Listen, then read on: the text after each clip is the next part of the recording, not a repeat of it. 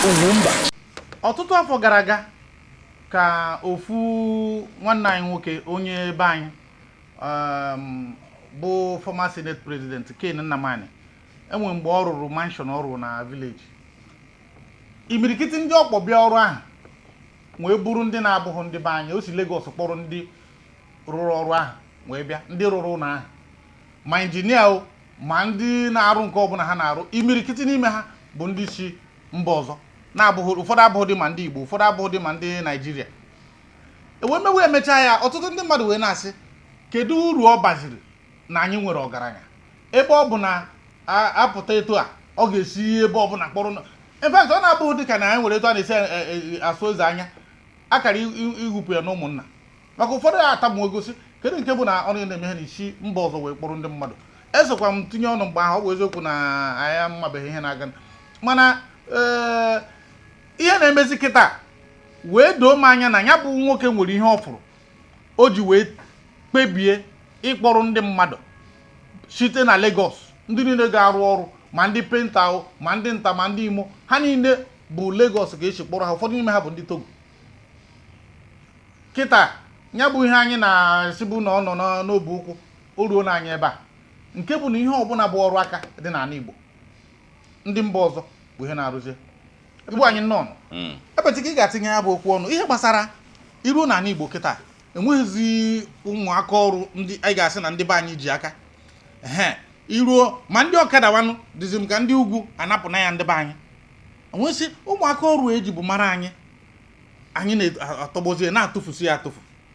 Kedu ka ọ dị? Tiegodo ọnụ na ya bụ okwu. Ihe ndị be anyị kene m ụmụ Igbo na ndụ kene. Ihe a na-ekwu maka onwe ihe ikwu na mbido maka former Senate President kpọtara ndị gbara outside. Ụtọ adịghị ọrụ nwoke mmadụ, maka nke bụ eziokwu bụ dat na ọ bụ na ịrụgo ọrụ na be anyị ịkpọ ụmụnna gị tia bịanụ, kapịnta asịrị Okeke na-arụ ya, bricklayer Okafọ na-arụ ya, isifa na ọrụ a na-ịchọ ka e finish ye this weekend, ọ sịghị na otu eche na-arụchaghị ya ịkpọọ ya, enye ha ọrụ, immobilize ya, eme ise cement, emezikọta megịta o tie na-asịkwa na nwunye Okafọ gbajiri ọkpa ka a gbajie na Deda Village na-echi ya kịta kịta na ya rutego. Mgbaji ahụ gbajiri nwere ike in 3 weeks time ifubeghị ya. Ọ ruo that day, the next morning o jee mgbaru be mmadụ ọ manata n'ụlọ, maọbụ akpọọ ya n'ụlọ akwụkwọ na nwa ya jere, maọbụ akụkọ eso ya. Mana ọ bụrụ ndị mba ka ị kpọtara onye mba bịa ebe a ka ọ ebido ọrụ rugide ya ọnta anaghịzị afụ ụzọ, inye ha ịgbaje emergency lamp ma ọgode dis rechargeable ha ya arụgide ọrụ ọkọ 10 ma ọkọ 11 because ha bịara alụcha ka ya na mana ndị be anyị na-arụ ya na right ya ka ọ bụ ana ndị be anyị nwere ike ime ise cement. Ọ bụ ndị bricklayer inefu anya ofere n'ike agwụ na okporo cement niile ahụ ime isiri chọọ ofu ebe ha orode kpojuo ya dị ya. So imam blame ndị a, and the main problem that na ụmụaka be anyị dị agbabọị, ụmụaka be anyị dị amụ ọrụ aka, ha believe that na ọrụ aka ka Obi Kubana na-alụ, ọrụ aka ka Peter Obi lụrụ, ọrụ aka ka Emma Bishop Okonkwo lụrụ. They forgot that na ha chere na history, ha bido from somewhere zugide ego were certain level, mana ụmụazị kata achọzị izu ego, ha chọrọ ka ebute ya n'ọkpa, which is I treat you have several times. They have problem ndị ụmụ Igbo nwere. Imam blame onye ọbụla Southside kpọtara onye ọrụ maka ọ chọrọ ka ọrụ ya gaa aga. Ọ dị mma mgbe a narị ekwu ihe a bụrụ ihe dịka ebe late 80s mgbe ahụ ka o dubeghị ndị otu ochi dị kịta. Mana amaara m na isi ahụ ka eji mara ụtọ nsị, ikekwa ọ bụrụ na enwego nke o mere nwee ụdị nwapụta anyị na-ekwu kịta, maka na imekata nye onye ụlọ ọrụ ọ ga-akpọgide ụtaba ịma na iruo ajụ m nwanne m nwaanyị enwe mgbe ọ sị m nwunye ego ka ya ka ọrụ ya chọrọ ime ihe ọrụ ugbo, nsị oke a wee na-echeki ọ sị m nsị ka ezi ndị a na nwezikwara ndị na-akọ, ọ sị m gịnị n'ọkwa ndị Hausa. O wee bụrụ na iruo na be anyị kịta n'Enugu na ndị na-akọ ugbo bụ ndị Hausa, ndị na-egwu well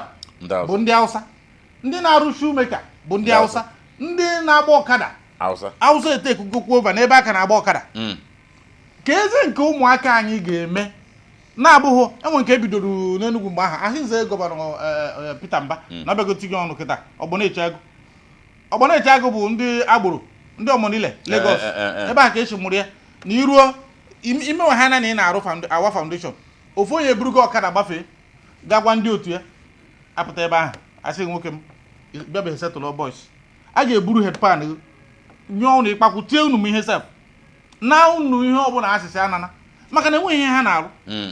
nke ndị ọbụla ewetara dịka ndị be anyị ụmụ ihe anụ nkịta na-adị mma na ụmụ ihe na were ya gaa na-eke ọtụ ọ bụrụ ebe dị aga aṅụ nkwụ ṅụọ mmanya taa anụ nkịta nke ha aga ọ bụrụ na ihe a bụ ịna n'iyi na o ruo na ma ndị okenye aka mgbe mbụ bụ dịka mgbe ahụ m na-agwa gị na Ken Nnamani mere ọtụtụ ndị mmadụ na-ata ụta enweghị onye ga-ata gị ụta kịta na isi ebe ọbụla kpọrọ ndị mmadụ bịa maka na mbọsị ọbụla akwamozu dị na ana Igbo be anyị ọ bụrụ na ya gaghị akwamozu a ga-aga mgbaru onye bụ onye na-arụ ọrụ na ndị ọrụ niile ọ kpọrọ ka ha bịaruo ha niile ga-aganata mgbaru ọ bụrụ na emesigo simenti dịka i kwuru asị na enwere onye dara na enwere ebe onye ahụ dara wee bụrụ na ọnwụ ọ na enwere etu o si gbata a ga-ahapụ simenti ahụ ya bụ mbọsị ọzọ ị mụrụ akụ ọ bụrụ na ị ga-esi n'ezi kpọta ndị ga-arụrụ ihe ọbụla rụchaa ya tupu ego dị n'aka agwụ ọzọ bụ na advansị i nyere ndị be anyị efego mmiri ozugbo maka ịma nata n'ihe ikwu ọ ga kpesara ndị bụ unu kpesara nne gị ma ọ bụrụ na onye nne ya ma ọ bụ nne ya dị ekpesara ya sị na ọ na-akpụgharị m maka na o nyere m ego one onwe nke nna anụ na-ekwu mbọchị ahụ 50,000 ya ka m ga-eji gba ọsọ na-arụgo m ọrụ ihe karịa ọrụ 70,000 na balansị ya 50,000 onye ka m ga-eji gba ọsọ ịjụ ase ọ bụrụ na ọ karịa na 2 weeks ọ hapụrụ ọrụ agba ọsọ ya bụ ọgwụkwa ka ehi ji aga ụmụahịa epetike ọ dịkwa m ka o nwere mgbe ọ ga-abụ ruo ọ bụrụ ma ndị na-azacha ihe ga-abụ ndị eji ke maka ọ bụrụ na enwere etu o si daa na enwere ụmụ ihe dịka ndị a na-awakpo obodo ọkwa mana ndị aba n'anya ime mana ihe ọbụla ihe na-ekwe ọ bụrụ adị surprise n'ọdị n'Enugu ịbịa na Anambra ka ya fụ nke tọrọ bịati ife ọbụla a na-eme kịta ma ndị na-ekpokọ bọtụ ya na-eme mmemme asị na ndị na-ekpokọ bọtụ ndị a na-ekpokọ efere bụ ndị mba na ndị na-egwini bụ ndị mba ndị na-eke ihe niile a na-eme bụ ndị mba because na ụmụ okorobịa anyị tiri anya n'oke ite ụmụ okorobịa anyị tiri anya na ihe mbute ihe ọ na-ebiri bụ ọkasị na ọnyanwa na-arụ mekaniki ọkasị na ọnyanwa na-efix windo ọkasị na ọnyanwa these things bụ mentality ọ dịgo ha n'ụbụrụ ọ chọrọ ibute ike fada ajụ ka bụ ibute ike adụ ọwụ ịkpata ego omezonye chọrọ ịkpata ego na ibute ike ebe ka esi ebute ya so na the bụ something ndị be anyị ndị gọvanọ anyị kwesịrị ana onye ebido nwa egbe ka somebody like Soludo maka eziokwu ka ihe ọ ga-eme Soludo bụ onye isi nkụka gwagoro m ihe ọ ga-eme ahụ m ya onye ngwa anyị free of charge otegoro ihe free kazi nkụ ọ ka mma ka obido n'isi na-ata ibi anya chọọ kọmiti ihe m na-achọ bụ kọmiti ahụ rute ha eme gịnị maka na kọmiti ọ ga-asị m nwa esi na mba kpụta ndị ga-abịa rụrụ m ọrụ ebe ọ bụ na ndị ụmụnna m na-arụ ya enwego mgbe m rụrụ ekekwe mgbe ị rụrụ stọọ ha riri ego gbafuo ọ wụziere mgbe ị ga-arụ nnukwute ụlọ ị ga-akpọta onye na-agba ha mgbabụ ndụ ọ ga-anụ ọgụgụ ọnwụ kedu ihe gọọmenti ga-eme n'ime ya na-enwezuga ịdị na ka a na-eti mkpu etu anyị si eti mkpu na-ekwu arụ maka onye na-arụ arụ nọ ụmụaka nọ na vileji afọ nwatakịrị enweghị ife ọ na-eme ike ọ na-agba ụmụ gem ha na-akpọ na asị na bet Naija ka ọgịnị nwanne Naija then efe ọkpụto pantị n'ukwu onwe ihe ọ na-eme na vileji na-akwadodo ya ihe mbute akpọta na ya ndị udo ga-achị pịa ya nwaja mma n'azụ ka ọ chọọ ife ọ na-eme because o nwere mgbe literacy bịara too high na Anambra steeti abịa enforce I think ọ dị kọmputa obi nwata ọbụla na-enye skuul ewepụ ụgwọ akwụkwọ na afọ nwatakịrị ọbụla na-ele ife during the day awakpo nne na nna ya so the thing mee most student gapụkwa skuul ebido nke a dịcha ọdatara na kọmuniti ọbụla kwụ na PG ọbụla ebe na PG egwezo chairman of village onye ọbụla nwatakịrị ọbụla enweghị ife ọ na-arụ na-akwụ ya na vileji a gị kpesara gọọmenti ịma na enwere ike eme ya the enforcement nwere ike ime only 70% ya dị corrected 30 amandị but at least ka enwe ihe ha na-eme ha enforce ya dat na nwatakịrị ọbụla enwe ihe ọ na-eme ebe ekwezi agbabọ ekwe ya ọ bụrụ ọla ka mụọ ọ bụrụ nke ihe ọbụla ị na-eme ya bụrụ na abụzi na ị na-akwụgharị na-eche ego mbute ọ masị na wee da mana ịpụta ka anyị tikwa ọnụ maka gọọmenti adago na their own responsibility ama m mgbe ewepụtara National Directorate of Employment mgbe ahụ abịa wepụta sị na a ga-eme ya n'ụdị ọ bụrụ na ị chọọ ịmụ ọrụ gọọmenti ga na-akwụ nke a akwụrụ ụgwọ ebe ị na-amụ ọrụ ọ bụrụ na ị chọọ ime nke a na-akwụnye ọgaghị ego emeghị na ya bụ skimu dara danyụ anya ama mgbe ewepụtara nke bụ nke People's Bank ka a na-enye ndị mmadụ ego erikata ya ma Babangida wepụtara ya ma Taisirari ọ sịrị bụrụ onye isi ya ike gwu onye ọbụla ọ bụrụ na gọọmenti na ụmụ ihe a ha wepụtara iji nyere ndị mmadụ atụmatụ ewepụtara mgbe ahụ eji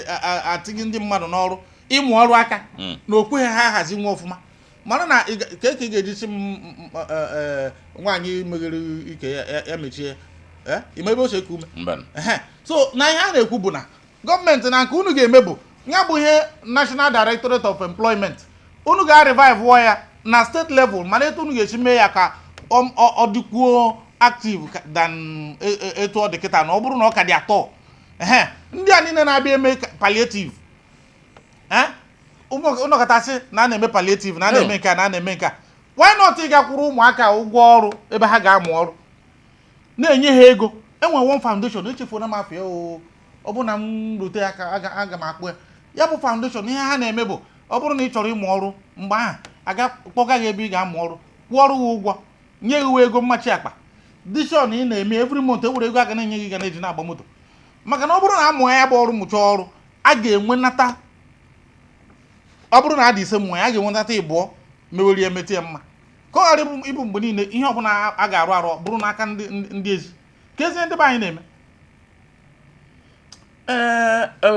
Ugwumba, you know that na ịghọta na etu rich men esi eche echiche like o nwere ihe kwuru na utim gwuru m ike maka palliative maka o nwere nke pụtakwara ọfụ kịta na Anambra amanna ịma maka City Boys ọ bụ sọ na Anambra na Igbo niile na Nigeria niile nke Anambra bụ nke na-apụwara ha wee bịa last week nke bịa form one nke Anambra chapter then ke palliative made him palliative ofu sachet tomato ofu nnu dịka half kg indomie ndị obere a dịka pure water spaghetti ọ dịka chịpụrụ ihe n'ime esefu wee machikwu ya then ofu indomie tinye na ọgbagba carton ezere picture president na deputy nna dị wait a minute isi adịkwa ndị ahụ mma ha mke palliative na palliative a na-ebo obodo n'ụlọ ọgụ maọbụ something anyị emergency something ha eri that day ibute ewe kee ndị mmadụ this kind of people butere ego most of them butaja moto buta brand new vehicles in a movement ọ bụ na ndị a na-ekwu mee ihe ị na-ekwu edido gọọmenti na-abịa lo n'obodo bịa ụmụaka niile bịa gịnị ka unu ga-eme mgbaje mụọ ọrụ ị na-eje ọrụ everyday jee ebe taa jee nara ego moto every week bịa kenara ego moto week onye ahụ na-ede nchaji eje cheki na-ejekwa ọrụ steady ọ bụ na ị na-eje ọrụ a na-ama akịrị gị ịmụcha ọrụ pụta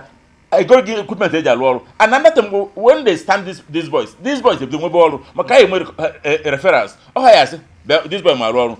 ife anyị kwe na alụ ụlọ ka this boy alụ ọrụ ya o mebie na makwa ụgwọ that is referral then ka ụmụ agbụrụ akwụsị mana fa achọ ka ụmụaka baa uru ihe a chọrọ bụ ka e nwee ndị oti mkpu ndị ya bụ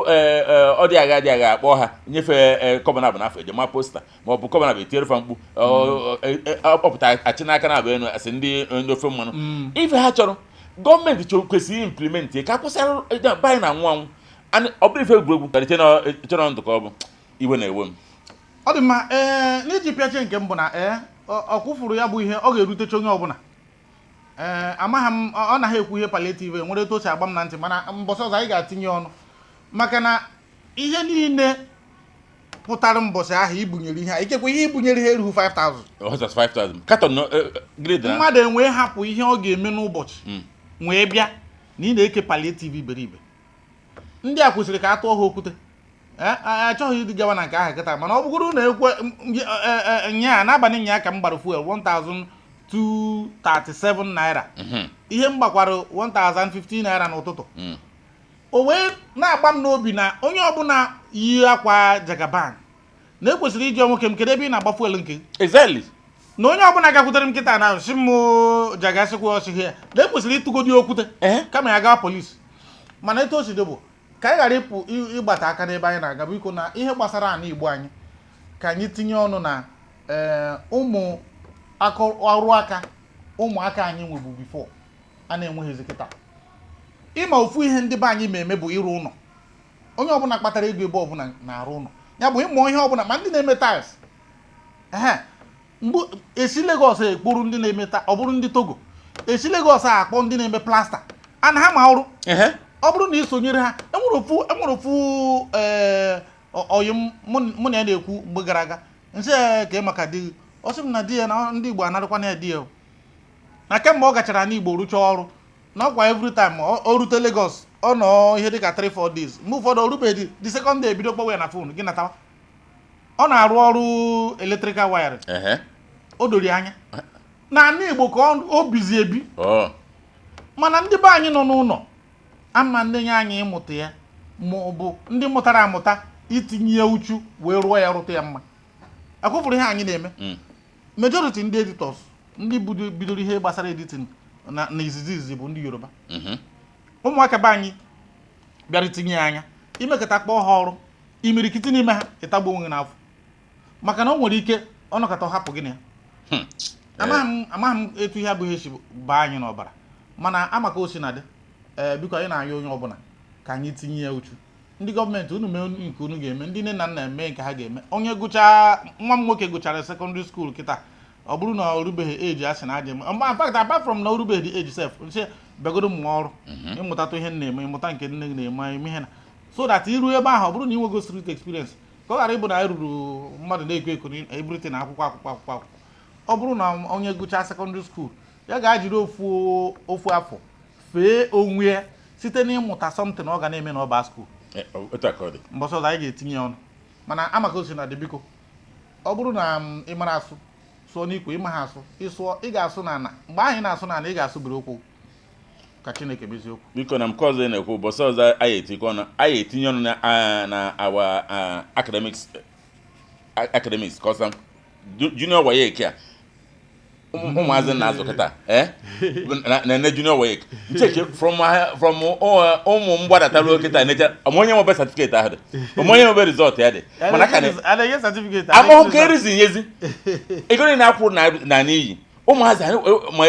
ma lesi ndị ya ma gụgụelu ka ihe ị na-abarụ ụmụ etinse kwesịrị cop out a na-eti ihe ọnụ mana gọọmenti anyị ọ maka federal gọọmenti na ihe na-ekwu bụ gọọmenti anyị n'Igbo anyị bido implement ya oge lụọ nke anyị eme ndị be anyị ka m